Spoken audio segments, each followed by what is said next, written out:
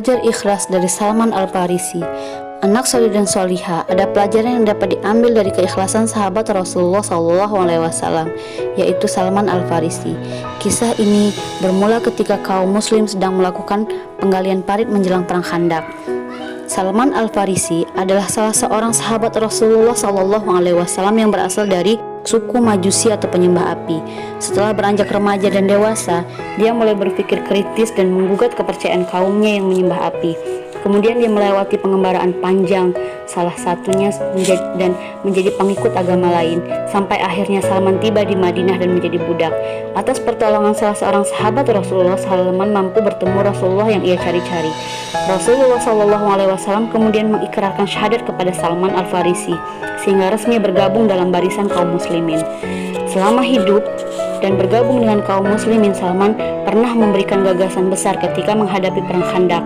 Ketika itu umat Islam akan menghadapi pasukan musuh sementara musim panas datang melanda.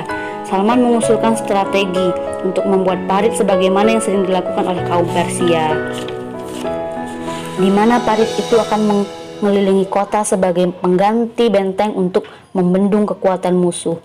Dengan menggali parit yang dalam, maka Rasulullah akan terhalang jurang yang lebih lebar sehingga tidak mudah menembus kota. Strategi ini tidak pernah terpikir sebelumnya oleh kaum muslimin dan bangsa Arab pada umumnya, sehingga langsung mendapat persetujuan Rasulullah. Proses penggalian parit pada musim panas tentu bukan persoalan mudah, sebab dibutuhkan daya tahan tubuh yang kuat. Rasul segera melaksanakan penggalian parit seperti yang diusulkan Salman. Setiap 10 orang laki-laki mendapat tugas menggali 10 hasta. Rasul mendoakan agar orang Muhajirin dan Ansor yang membantunya diampuni dosa-dosanya. Beliau juga mencontohkan teladan yang baik, ikut menggali parit.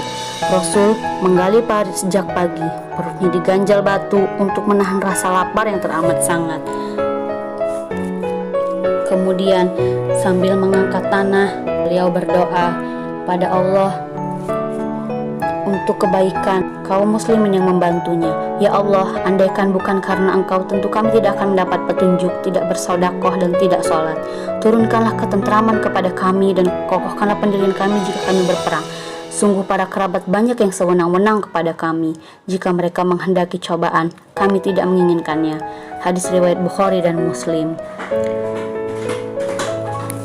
Nah, anak solih dan solihah, dari kisah tersebut ada beberapa makna penting yang layak jadi renungan untuk kaum muslimin.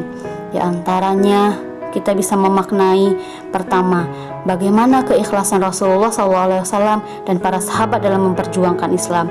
Cuaca yang terik tidak sedikit pun mengurangi semangat jihad mereka.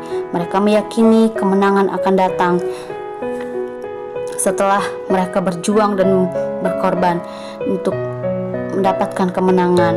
Setelah mereka mendapatkan ujian, maka kemenangan akan datang. Pelajaran kedua adalah tidak pernah mengenal keletihan untuk mengerjakan kebaikan dan selalu mengingat Allah dalam kondisi lapar, haus, dan berbagai kesusahan lainnya. Maka berusaha dan berdoa, kemudian menyerahkan diri kepada Allah adalah jalan terbaik, sebab itulah yang sudah diberikan contoh oleh Rasulullah. Allah Subhanahu wa Ta'ala berfirman yang artinya, dan siapa yang lebih baik agamanya daripada orang yang ikhlas menyerahkan dirinya kepada Allah sedang dia pun mengerjakan kebaikan, kemudian mengikuti agama Ibrahim yang lurus, dan Allah mengambil Ibrahim menjadi kesayangannya. Quran Surat An-Nisa ayat 125.